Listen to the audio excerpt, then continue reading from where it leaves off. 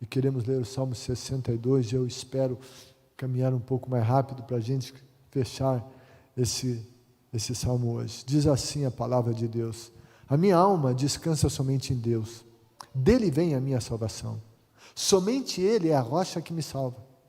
Ele é a minha torre segura, jamais serei abalado.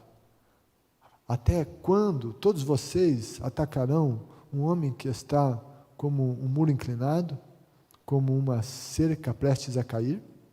Todo o propósito deles é derrubá-lo de sua posição elevada. Eles se deliciam em mentiras. Com a boca abençoam, mas no íntimo amaldiçoam. Descanse somente em Deus, a minha alma. Dele vem a minha esperança. Somente Ele é a rocha que me salva. Ele é a minha torre alta, não serei abalado. A minha salvação e a minha honra de Deus dependem. Ele é a minha rocha firme e meu refúgio. Confiem nele em todos os momentos, ó povo. Derrame diante dele o coração, pois ele é o nosso refúgio. Os homens de origem humilde não passam de um sopro, e os de origem importante não passam de mentira. Pesados na balança, juntos não chegam ao peso de um sopro. Não confiem na extorsão, nem ponham esperança em bens roubados. Se as suas riquezas aumentam, não ponham nelas o coração. Uma vez Deus falou, 2 vezes eu ouvi, que o poder pertence a Deus. Contigo também, Senhor, está a fidelidade. É certo que retribuirás a cada um conforme o seu procedimento. Gente, esse Salmo 62, é considerado um salmo davídico, né? O editor da NVI ali o coloca como salmo davídico.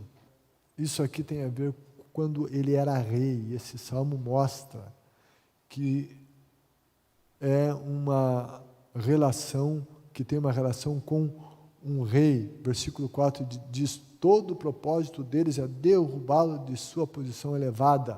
Posição elevada se referia a alguém que ocupava o trono. Então, Davi ocupando esse trono. E, como nós já dissemos aqui, este salmo, a história dele, mesmo que ele não dê detalhes, muitos comentaristas acreditam que ele tem a ver com o acontecimento na vida de Davi, quando Absalão, seu filho, usurpou o seu trono e conspirou contra seu pai.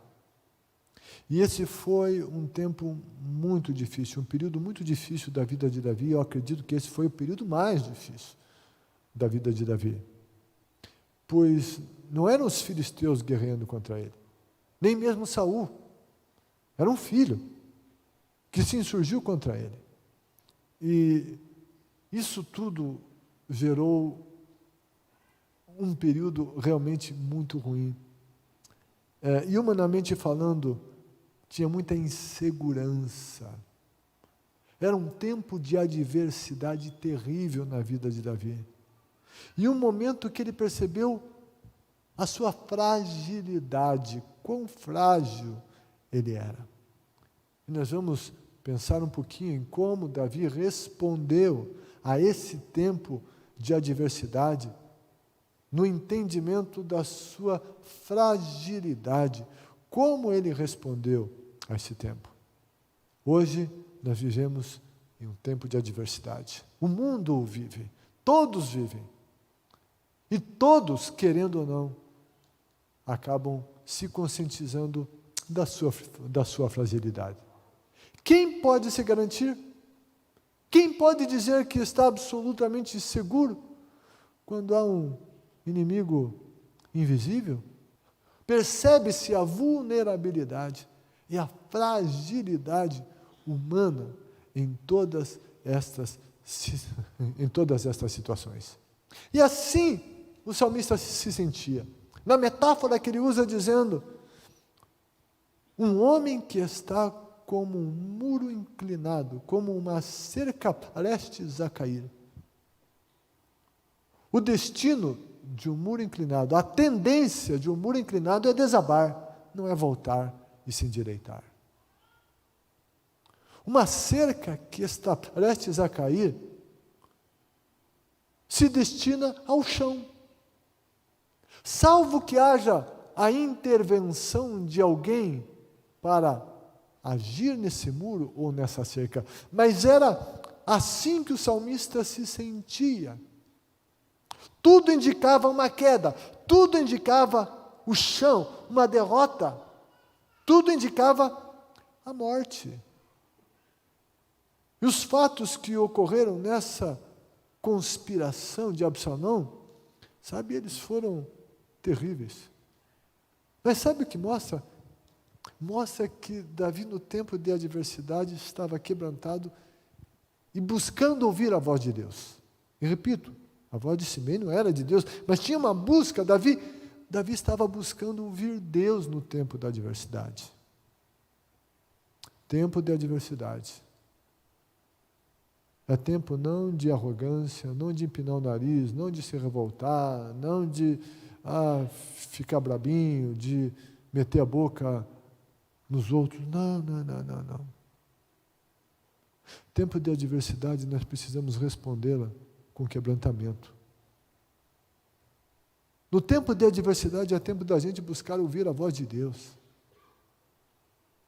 Davi estava respondendo ao tempo da adversidade desta maneira. Mesmo se vendo como esse muro, essa cerca, essa tendência a cair, sabe, ele não se desesperou, ele não se suicidou. Não. Ele está quebrantado diante de Deus. E como é que ele continuou nisso?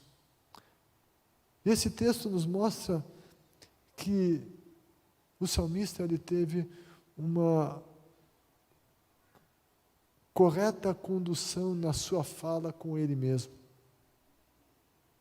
E neste salmo, o que a gente vê muito não é uma fala a Deus, mas é uma fala do salmista consigo mesmo e uma fala dele aos outros, depois testemunhando do que aconteceu com ele. Versículo 5. Diante de toda adversidade, seja essa com Absalão ou alguma outra que o salmista passou, mas ele está dizendo a ele mesmo: descanse somente em Deus, ó minha alma. Isso indica que ele estava falando com ele. Ele estava falando com a alma dele. Descanse no Senhor, ó minha alma. E ele dizia à alma dele: Ele é a rocha que me salva. Ele dizia a ele mesmo: Ele é a minha torre alta. Ele dizia: não serei abalado. Ele dizia: a minha salvação e a minha honra de Deus dependem. E é muito interessante esses ditos dele para a sua própria alma. Falando com ele mesmo. Eu e você precisamos falar com Deus, falamos com os outros, mas a gente também precisa falar a nossa alma. O nosso relacionamento com a nossa alma geralmente é de ouvir os gritos dela e atendê-la nos seus gritos. Não é assim que tem que ser, e não pode ser assim. Se a gente ficar ouvindo a alma da gente, os sentimentos, e seguir isso, a gente se arrebenta. Vai falar o que não deve, vai fazer o que não deve. E ele está aqui falando para a alma dele. E como é que ele fala para a alma dele? Ele fala a alma dele alinhado com os princípios divinos e com a palavra de Deus. Ele fala para a alma dele. Nós precisamos falar a nossa alma, alinhado com o que a Bíblia diz. Nós precisamos fazer a nossa alma se aquietar. Ele está falando: descanse somente em Deus, a minha alma. Ele estava dizendo: alma aflita, vai para Deus. Vai para Deus. Ele está indicando que em Deus há descanso. Ele está dizendo para a alma dele que em Deus o descanso, e esse descanso fala do alívio dessa aflição. Ele estava respondendo ao tempo da adversidade, falando à alma dele que a alma dele precisava estar em Deus. Investir tempo em Deus, porque em Deus há descanso. nos tempos de adversidade, onde há um cansaço das emoções e da alma, muitas vezes se faz de tudo, se vai aqui, lá, fala com o mundo, com todo mundo, se ouve um monte de coisa, liga a televisão, está ali nas redes sociais, e WhatsApp, fala para todo mundo, os grupos, de como está, tal, mas muitas vezes se comunica a muitos, mas não há uma comunicação com Deus, não se vai a Deus, não se investe tempo na presença de Deus, para nele encontrar descanso. E às vezes se fala a muitos, e muitas horas se gastam nessa fala aos outros, e às vezes se passa 5 minutos na presença de Deus e ainda acha que falou demais com Deus. Desculpa, mas ficar pouquinhos minutos diante de Deus não vai fazer você descansar em Deus. Ai de nós, se não tivermos tempo com Deus, com a palavra dele, em oração. Ai de mim, se todos os dias eu não tiver contato com a palavra. Ai de mim, se todos os dias eu não estiver na presença do Todo-Poderoso. Eu não aguento.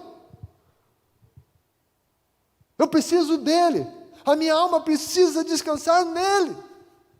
E é isso que a igreja de Jesus nos dias de hoje, se quiser vencer, precisa fazer. Estar no Senhor, com o Senhor. Fazer a alma, as emoções de estarem em Deus. Ele falava a sua alma. Josué, capítulo 1, versículo 8. A palavra a Josué era: não se afaste da tua boca o livro dessa lei. Antes medita nele dia e noite, e então prudentemente te conduzirás, e você será bem-sucedido.